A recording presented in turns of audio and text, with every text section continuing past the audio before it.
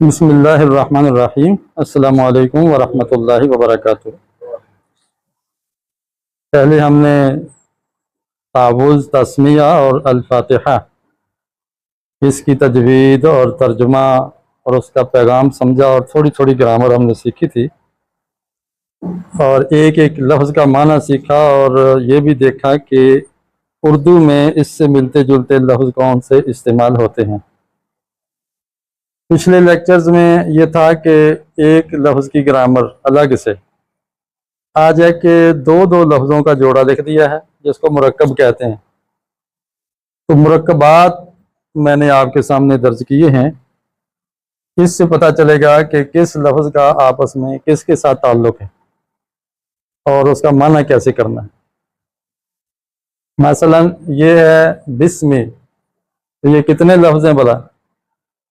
دو ہیں، ایک اس کے اندر بھی ہے اور ایک اسم ہے۔ اسم کا یہاں پہ الف نہیں لکھا گیا، تو ساتھ اس کو سائلنٹ کر کے حذف کر کے ساتھ ہی جوڑ دیا بسمی۔ تو بی کا معنی ساتھ اور اسم میں نے نام، تو بسمی نام کے ساتھ۔ تو یہ آپس میں کیا بنے؟ یہ کون سا مرکب ہے؟ جار مجرور۔ جار، اس کو حرف جار کہتے ہیں، اور جار کے بعد جو اسم ہے اسے مجرور کہتے ہیں۔ تو یہ بن گیا مرکب جاری۔ یہ ہے اسم اللہ۔ اسم اللہ کا معنی کیا ہے؟ اللہ کا نام۔ تو یہ کون سا مرکب بنا بلا؟ اضافی۔ یہ مرکب اضافی ہے۔ دو اسم آپس میں مل جائیں اور بعد والے کے نیچے زیر ہو، اس کو مرکب اضافی کہتے ہیں، اور اس کا ترجمہ کرتے ہوئے کا کے کی آتا ہے اردو میں۔ بسم اللہ، یہاں اسم اللہ اللہ کا نام، اسمت اللہ کا نام۔ اللہ الرحمن، یہ دو لفظ آگے دونوں دیکھیں معرفہ ہے کہ نکرہ؟ دونوں معرفہ ہیں۔ دونوں معرفہ ہوں تو ہم نے پڑھا تھا کہ وہ کیا ہوتے ہیں؟ موصوف اور صفت۔ موصوف اور صفت ہوتے ہیں، یہ ہم نے پڑھا۔ یہ مرکب توصیفی ہوتا ہے، اور موصوف اور صفت کا ترجمہ کرتے ہیں کہ رحم کرنے والا اللہ، رحم کرنے والا، بہت زیادہ رحم کرنے والا اللہ۔ تو اگر مرکب توصیفی اس کو بنائے تو ترجمہ یہ بنتا ہے۔ یہ دونوں سیم ہیں، جی سیم ہے نا، یہ بھی معرفہ یہ بھی معرفہ، یہ بھی زیر یہ بھی زیر والا، یہ بھی واحد اور یہ بھی واحد ہے، یہ بھی مذکر اور یہ بھی مذکر ہے۔ چاروں مناسبتیں، ان کو تو پھر مرکب توصیفی ہونا چاہیے۔ جی نمبر دو، ہم نے یہ بھی پڑھا ہے کہ مبتدا پر تو آخر میں پیش ہوتی ہے، مبتدا بھی آپ آخر میں، اور اگر ہوتا ہے نا اللہ الرحمن، تو پھر تو یہ جملہ بنتا۔ یہاں تو اللہ ہی آ رہا ہے، تو پھر ہم کہیں گے، یہاں دیکھیے جب ہم جائزہ لیتے ہیں نا خوب مثبت منفی، تو پھر بات کلیئر بھی ہوتی ہے، غلطیاں کرتے ہیں تو پھر اصلاح بھی ہوتی ہے اور بات پکی ہوتی ہے۔ ہم کہیں گے کہ یہ جناب چونکہ مرفوع نہیں ہے، لہٰذا یہ مبتدا بھی نہیں ہے، یہ رفع والا نہیں ہے، لہٰذا مبتدا بھی، تو پھر ہم اس کو ہے والا ترجمہ اس کا ختم کر دیں گے، ہے والا یہاں پہ ختم کر دیں گے، اس میں ختم ہو گیا۔ پھر کہیں رحمان اللہ اور رحیم اللہ، یوں ترجمہ کریں گے، بہت رحم والا اللہ اور بہت مسلسل رحم کرنے والا اللہ، یہ اس کا درست ترجمہ بن جاتا ہے۔ اب ہم ہے والا، اب یہ موصوف صفت ہو گیا، یہ اس کو مرکب توصیفی کہتے ہیں۔ اعوذ، یہ خود ایک جملہ ہے۔ اعوذ کا معنی کیا ہے؟ پہلے ہم ان کو لے لیتے ہیں، یہ میں دائرہ لگا دیتا ہوں، اینڈ پہ اس کو کرتے ہیں۔ باللہ کون سا مرکب ہے جی؟ مرکب جاری ہو گیا، جار اور وہی بھی آ گیا جار، اور لفظ اللہ اس کا مجرور، تو اس کا ترجمہ کیا ہو جائے گا؟ باللہ اللہ سے یا اللہ کے ساتھ۔ من الشیطان کا ترجمہ کیا ہوگا؟ شیطان سے۔ یہ کون سا مرکب ہے؟ مرکب جاری۔ الشیطان الرجیم کا ترجمہ کیا ہو گیا؟ ہاں توصیفی ہو گیا، رجم شدہ شیطان یا مردود شیطان، یہ بھی صفت ہو گئی شیطان کی، کہ وہ مردود ہے. تو یہ مرکب توصیفی ہو گیا.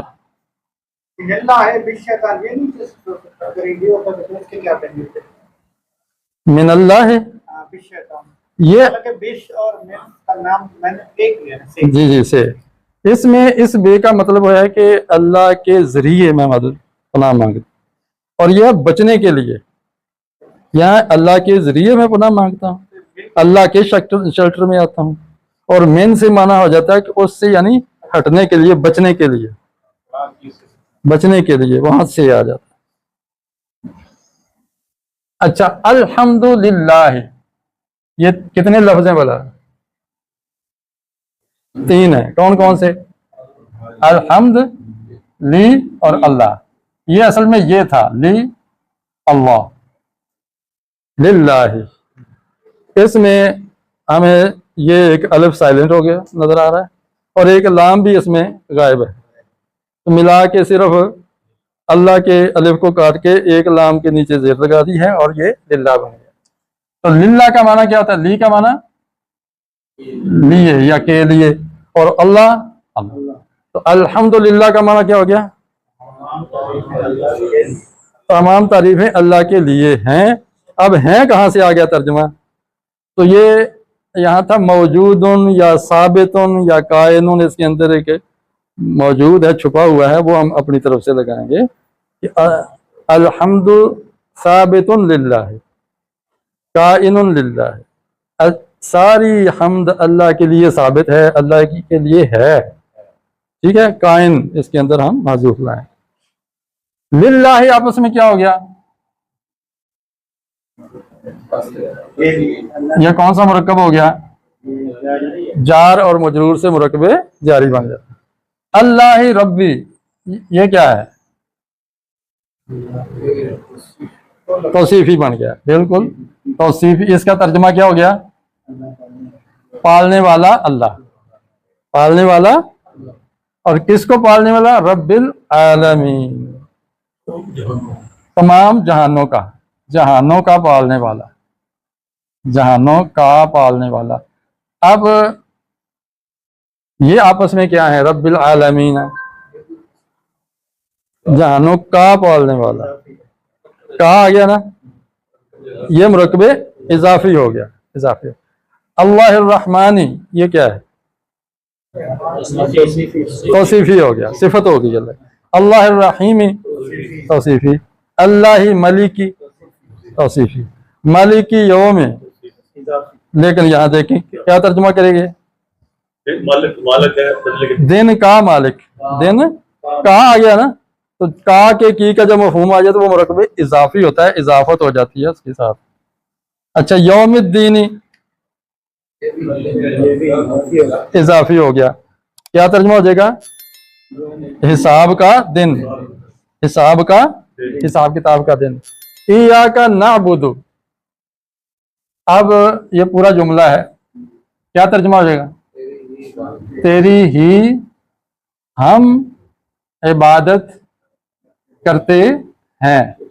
یہ پورا جملہ ہو گیا. جملہ مفید اسے کہتے ہیں. ٹھیک ہے. ہاں. وا کا معنی ایاک تیری ہی. نستعین مدد چاہتے ہیں. مدد چاہتے ہیں. ہاں یہ جو واو عطف آ گیا یہ 2 جملے آپس میں مرکب عطفی بن گئے. اس جملے کا عطف اس پر ہو گیا تو یہ جملے کا جملے پر عطف ہوتا ہے. لفظ کا لفظ پہ ہوتا ہے. اسم کا اسم پہ ہوتا ہے. اہدینا کا معنی کیا ہو گیا؟ تو ہمیں کس کا؟ ہاں اہدی کا معنی دکھا اور نا کا معنی ہمیں. دکھا ہمیں. الصراط المستقیم سیدھا راستہ. یہ کیا ہے آپس میں؟ توصیفی. صراط الذین ہاں یہ اضافی ہو گیا نا. ان کا راستہ. الذین انعمت علیہم جن پر تو نے انعام کیا. تو یہ موصولہ ہے اور یہ اس کا صلہ ہے. اس کو یوں کہتے ہیں موصول اور صلہ. انعمت کا ترجمہ کیا ہو گیا؟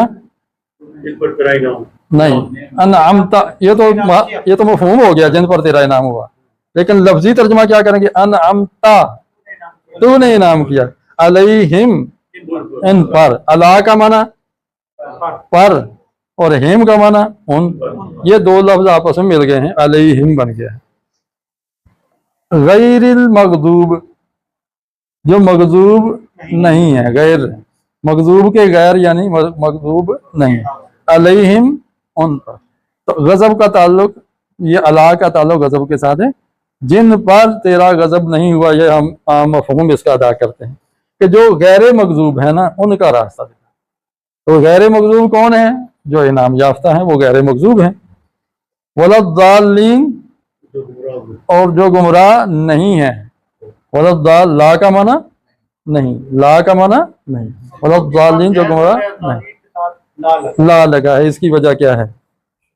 ٹھیک ہے، غیر بھی نفی کے لیے آتا ہے، غیر بھی نفی کے لیے آتا ہے اور لا بھی نفی کے لیے آتا ہے، الا بھی نفی کے لیے آتا ہے، ٹھیک ہے۔ تو یہ مختلف لفظ ہیں جو نیگیٹو بنانے کے لیے، نفی بنانے کے لیے، استثناء کرنے کے لیے آتے ہیں۔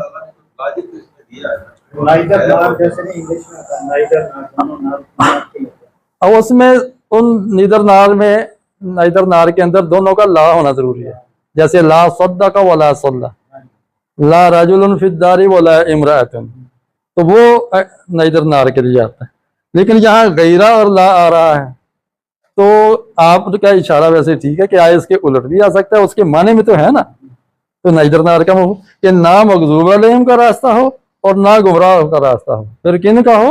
انعام یافتگان کا۔